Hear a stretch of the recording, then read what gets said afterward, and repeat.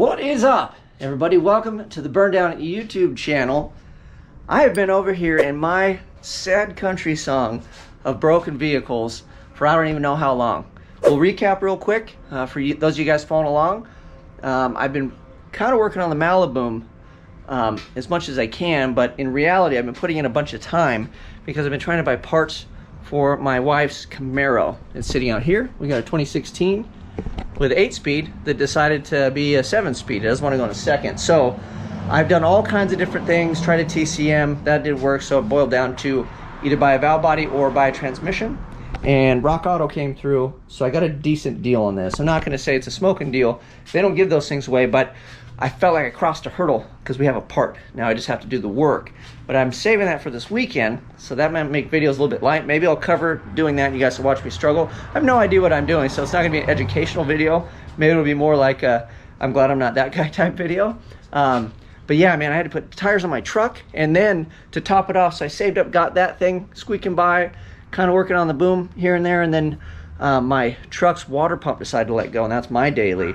And my wife borrowed it to go to work. So I got a frantic call. That thing had to be towed home. And I'm like, we're out of freaking cars, man. We've killed them all. So I had 0 out of 4 running cars, which is, you know, that's awesome, right? So anyway, I got the truck back up and running. And then I have the parts for the Camaro. So I'm really hoping that we can start getting some wins instead of taking so many L's over here in the daily driver department. So with that being said, I got email from Champion today asking if I was going to the car show, which I know was coming, but I didn't feel like it was coming as fast as it is. And they're like, you bringing the Twinnebago? And I know what I need to fix for the most part, but I was like, I didn't really have the money. But everything's kind of out of the way. I have the valve body. I'm just going to splurge and get the parts for the Bago. And I figure, you know what? Say the stupid Camaro doesn't play nice this weekend. I know that I could put spider gears in that if I have them, and then at least I have 2 running out of 4, and my wife can drive the truck. I'll drive my kid in the Winnebago to school. I don't care. So I think we're going to do that so I can show up and be a team player for Champion Cooling Systems.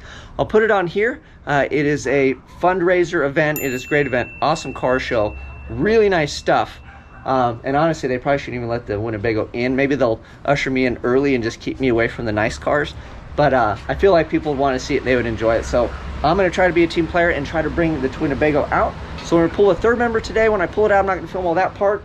But I got to take an axle out. We'll see if we can get to some carnage and show you guys what we did. And I did find a place that has spider gears for this, somewhat local. So hopefully we can run out and get those. And I'll take the third member with me. And if we can get the right parts, I think I can get that thing back up and running. Make the car show, be a hero, and start getting some wins instead of taking so many L's with all my freaking broken stuff. So let's get to it. Drum roll. Ping. All right. So this thing fought me. I'm not a big rig mechanic. This is the first 1.5 ton rear end I've ever messed with. First Dana 70, all that stuff. I mean, I'll be honest with you, my first motorhome. So, and first one that I blew a rear end up in doing burnouts. So I fought this more than I probably should have, but my trick that I found is there's these little cone wedge dudes in there, and I worked all those loose, and then I was able to pop it out. So I still beat on it for quite a bit, and it's hard to swing a hammer and wedge things in there. But long story short, we got it done. That's as far as I'm going to get for this afternoon, evening. I don't really feel like getting under there and getting soaked with the fluid from the center section. We got to get it out. It's heavy, it's big, it's the end of the day, and after beating on that thing, wearing myself out, I'm like, you know what? Rome wasn't built in a day. We got it that far, so tomorrow all I have to do is pull the center section. All I have to do, right? But I'm feeling good about it, so we'll get that out of there. Maybe we can make a quick carnage video if I can shut up and make these videos short enough. Editing is a breeze. So that is it for that. And then for those of you guys that stuck around to the very end, because I appreciate you, I want to share this with you. Look at this gem, dude. This thing is so bad.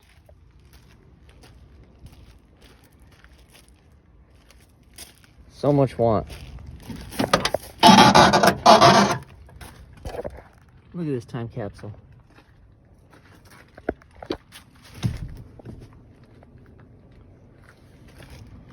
Oh, dude. Oh, yeah.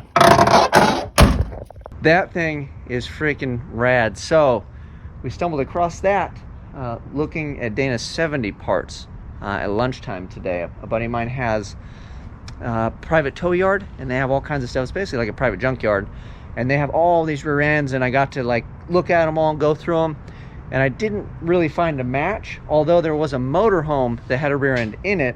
And the guy's like, yeah, you can buy the whole motorhome. I'm like, dude, I don't need, can I just steal the third member? He's like, no, you gotta buy the motorhome. So we're not doing that, but I did find a place that does have gears. Anyways, back to the car.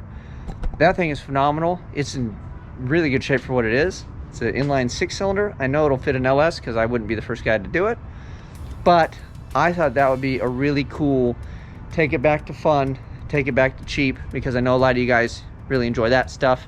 That's the meat and potatoes of this channel.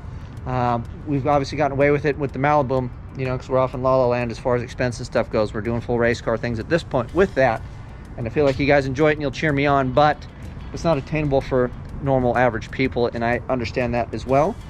And probably neither is building a motorhome in your driveway or on the side of your house. So maybe we'll get that little crap box. We can just do normal everyday things with it, swap it, put a transmission, 8.8, basically the whole recipe that everybody does, not to try to stand out, because I know that stuff's reliable and I'd like to enjoy it and just have a nice little zippy daily.